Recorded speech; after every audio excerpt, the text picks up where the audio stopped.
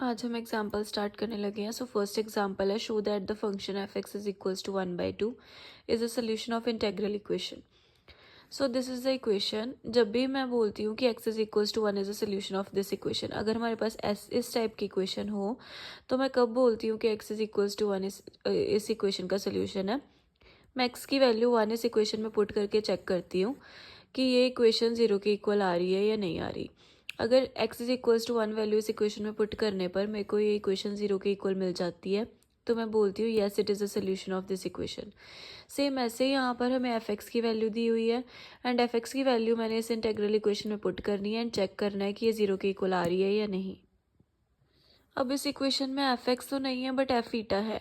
सो F x अगर 1/2 है तो एफ ईटा भी क्या होगा 1/2, बिकॉज यहाँ पे कोई एक्स तो है नहीं है, तो ये सेम ही रहेंगी वैल्यूज़। एफ ईटा की वैल्यू 1/2 पुट करी, 1/2 कॉन्स्टेंट है, इसको बाहर निकाल लिया। अंदर ये वाली पावर अंडर रूट का मतलब पावर 1/2, जब ऊपर जाएगी तो क्या हो जाएगा -12 डी ईटा एंड ये -√x एज इट इज़ रहा। अब ये जो मेरी ब्रैकेट वाली टर्म है, इस पूरी टर्म को मैंने क्या मान लिया u। डिफ्रेंशिएट करेंगे बोथ साइड पे ईटा के विद रिस्पेक्ट टू, अब X as a constant behave करेगा तो यहाँ पे क्या आया डी यू आ गया। डिफ्रेंशिएट करा, ये X as a constant behave कर रहा है, माइनस डी ईटा आ गया एंड डी यू आ गया। अब यहाँ पर डी, ये सारी इंटीग्रेशन को हमने यू की फॉर्म में चेंज कर लिया। अब यहाँ पे क्या आ गया, डी ईटा की जगह पर माइनस डी यू आ जाएगा एंड यू की पावर -1/2। वो डी यू वाला माइनस बाहर आ गया, पावर के में एक प्लस हो जाएगा, नीचे भी एक प्लस हो गया। अब ये लिमिट्स पुट करने से पहले हमने जो यू को पुट किया था वो हमने एक्स माइनस ईटा पुट किया था, वो आ गया। अब ईटा की जगह पर एक्स आ गया, upper limit minus lower limit, x minus x हो गया 0 एंड ये वाला माइनस माइनस हो गया plus √x minus √x, √x minus √x आ गया 0। सेकेंड, ये अब सारी एग्जाम्पल इसी तरह पर बेस्ड है।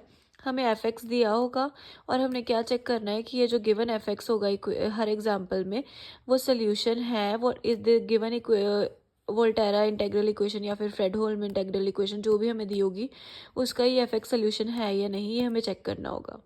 बस आपको मेनली इंटीग्रेशन के फॉर्मूलेज याद होने चाहिए, वो होंगे तो आप ये क्वेश्चंस इजीली कर सकते हो। अब यहाँ पर फिर से एफ ऑफ एक्स की वैल्यू है। अब इस इक्वेशन में एफ ऑफ एक्स भी है, एफ ऑफ ईटा भी है, दोनों की वैल्यू यहाँ से आ जाएगी। एफ ऑफ एक्स की तो है, एफ ऑफ ईटा की आएगी, इसी में हम ईटा की एक्स की जगह पर क्या पुट कर देंगे ईटा, या एफ ऑफ ईटा की वैल्यू आ जाएगी। अभी ये मैंने एफ ऑफ एक्स की वैल्यू लिख दी और यहाँ पर एफ ऑफ ईटा की वैल्यू, ये एक्स वाली टर्म बाहर निकाल ली हमने। ये वाली जो ये मल्टीप्लाई डिवाइड करा है यहाँ पर 2 के साथ, 2 के साथ मल्टीप्लाई डिवाइड क्यों करा, बिकॉज हमें पता है अगर डेरिवेटिव किसी भी फंक्शन का साथ में पड़ा हो और उस फंक्शन की कोई पावर हो तो फॉर्मूला क्या होता है, फंक्शन में की पावर में n+1 हो जाता है, नीचे भी n+1। अब यहाँ पर इसका डेरिवेटिव फंक्शन का क्या आना था 2 ईटा, 2 ईटा साथ में पड़ा हुआ है तो फंक्शन की पावर में +1 हो गया एंड नीचे भी +1 हो गया एंड ये वाला एफ ऑफ एक्स साथ में एज इट इज़ चल रहा है। अब ये जो है ये वाला 2 जब ऊपर जाएगा ये कैंसिल आउट हो जाएंगे दोनों 2 एंड ये वाला माइनस माइनस हो गया प्लस। अब यहाँ पर हमने पहले lower limit upper limit put करनी है, पहले हम इसको नीचे ले गए तो इसकी क्या आ जाएगी √, आ जाएगा। पहले अपर लिमिट पुट करी x² आ गया, लोअर लिमिट पुट करी तो यहाँ पर क्या आ गया √1, बिकॉज ईटा की जगह पर 0 आ गया। अब इसको जब इन दोनों को मल्टीप्लाई करेंगे, यहाँ पे है पावर 1 और यहाँ पे है पावर 1/2, 1 + 1/2 कितना हो गया 3/2, ये एज इट इज़ आ गया एंड ये वाली टर्म इसके साथ भी मल्टीप्लाई होगी, 1 के साथ मल्टीप्लाई होकर सेम चीज़ आ गई। अब ये वाली टर्म्स आपस में कैंसिल आउट हो गई एंड ये इधर पॉजिटिव था दूसरी साइड पर, इधर आके माइनस हो गया, दोनों टर्म सेम है, कैंसिल आउट होके क्या आ गया 0। अब फिर से हमारा दैट मीन्स एफ एक्स क्या है, solution of the given integral equation. अब नेक्स्ट हमें नेक्स्ट एग्जांपल में भी सेम है, एफ एक्स 1 दिया हुआ है एंड हमें चेक करना है कि सोल्यूशन है फ्रेडहोल्म इंटेग्रल इक्वेशन का या नहीं। एफ एक्स की वैल्यू 1 ही आएगी, एफ ईटा की भी 1 आएगी बिकॉज कांस्टेंट नंबर है।